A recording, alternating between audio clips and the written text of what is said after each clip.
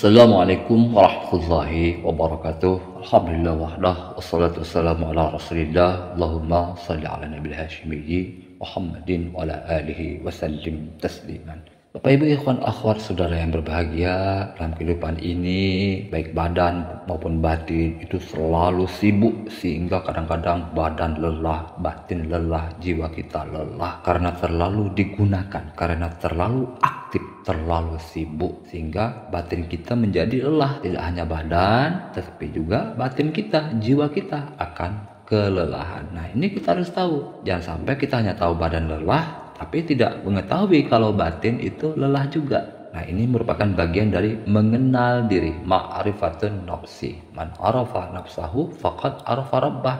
Kunci daripada mengenal Allah itu adalah mengenal diri. Maka di dalam proses mengenal diri itu ya kita harus mengetahui bagaimana jiwa kita, batin kita yang sangat halus, yang sangat lembut yang ada di dalam diri kita. Jadi kalau badan lelah kita istirahat, kalau jiwa lelah ya kita istirahat dulu. Kalau diporsir badan juga stres, mata waktunya tidur tidak tidur, otak sudah lelah dipaksa untuk berpikir. Jadi kalau lelah badan pun perlu istirahat. Nah, demikian juga batin kita. Nah, kita harus mengetahui apa tanda bahwa jiwa kita itu sudah lelah, batin kita itu perlu istirahat. Apa tandanya? Tanda yang mayor, tanda yang paling besar itu adalah banyak pikiran. Batin kita goplah, ngablu, ngacaprak, ngalir ngidul. Waktu kerja batin ngalir ngidul, waktu sholat batin ngalir ngidul, waktu kerja apapun badan di atas kasur tapi pikiran ke mana-mana. Itu berarti tanda batin itu lelah, banyak pikiran. Kalau banyak pikiran, batin goplah,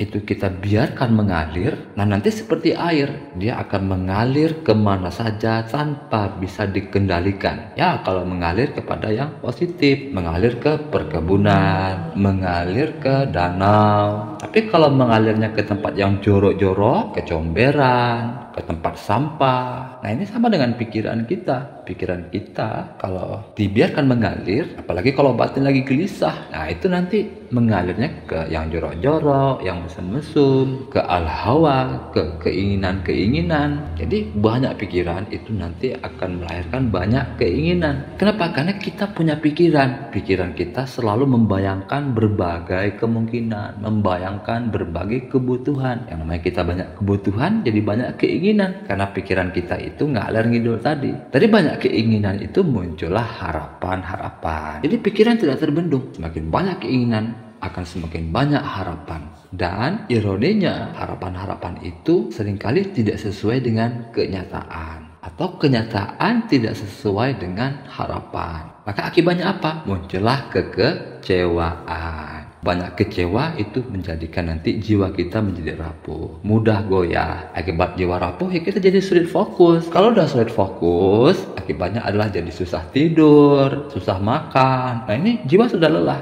Jadi kalau ada orang susah tidur atau tidur melulu, suka makan atau makan melulu tidak sewajarnya, maka itu tanda jiwanya sudah lelah. Nanti berdampak pada susah memilih, mau nikah, memilih kakaknya apa adiknya. Jadi mudah terseret emosi itu, moody, kadang semangat, nanti turun lagi. Atau lebih parah lagi, mood swing, terjadi lonjakan moody. Wah, lagi semangat kayak orang gila kerjanya. Tapi kalau lagi malas sama sekali tidak dikerjakan. Jadi begitu ya Bapak Ibu sekalian, bermula dari pikiran kita, pikiran yang banyak pikiran yang ngablung, ngacaprak, ngalir ngidul, atau batin goplah istilah lainnya. Nah, itulah yang dijelaskan oleh pengarsa Abah Anom di dalam kitab Miftahus Sudur. Al-maqsud min adzikri ayyajtanibal mu'minu al-ghaflah anillah li'anal ghaflah tujri'uhu alal maksiyah. Jadi kenapa kita belajar zikir? Tujuannya adalah untuk menjauhkan kita dari goplah, untuk membersihkan batin kita dari banyak pikiran, untuk membersihkan sampah-sampah pikiran yang menyebabkan kita menjadi banyak pikiran, ngablu, ngacaprak, ngalir ngidul. Nah, kenapa? Karena pikiran yang goplah itu tadi, pikiran yang ngablu, ngacaprak, ngalir ngidul, itulah penyebab segala kemaksiatan. Jadi segala penderitaan bermula dari banyak pikiran batin yang goplah itu. Nah, itulah kita berzikir untuk membersihkan. Nanti di banyak pikiran itulah ada banyak sampah-sampah batin kita. Makanya beliau berpesan, kalau berzikir jangan berpikir, kalau berzikir jangan kita aktifkan batin intelektual. Supaya apa? Supaya proses spiritualisasi sampah-sampah batin kita, proses detoksifikasi kotoran-kotoran emosi kita menjadi sangat cepat. Nah, kalau seandainya banyak pikiran, itu kadang-kadang bukan malah membersihkan, tetapi justru kadang-kadang menambah sampah baru di dalam batin kita. Jadi itu ya Bapak Ibu. Jadi semua bermula dari pikiran kita. Dari pikiran yang banyak pikiran, yang ngablung ngacaprek ngaleng ngidul itu nanti banyaklah keinginan, banyaklah harapan. Nah, pasti nanti muncul banyak kekecewaan sehingga batin menjadi rapuh, jiwa menjadi goyah, emosi menjadi tidak stabil. Berdampaklah pada kehidupan kita sehari-hari. Susah tidur atau banyak tidur, susah makan, banyak makan, susah milih. Jadi intinya serba susah yang mengakibatkan kita menjadi serba salah. Salah memilih, salah memutuskan, salah beli, salah makan, salah memilih tempat belajar, salah asuh, salah,